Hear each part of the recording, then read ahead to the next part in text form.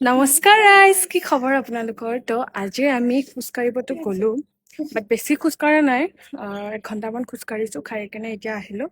আহি আৰু আজি আমি কৰিম এক্সাৰচাইজ। কৰিতো আছোঁ সদায়, মাজে মাজে গেপ যায় বাৰু, নকওঁ নোযোৱা বুলি।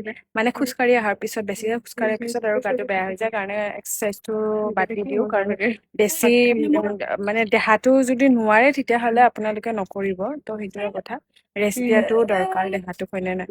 তাৰপিছত আমি আজি এতিয়া এক্সাৰচাইজ কৰা আপোনালোকক দেখাম। আজিলৈকে এক্সাৰচাইজৰ ভিডিঅ' দিয়া নাছিলোঁ।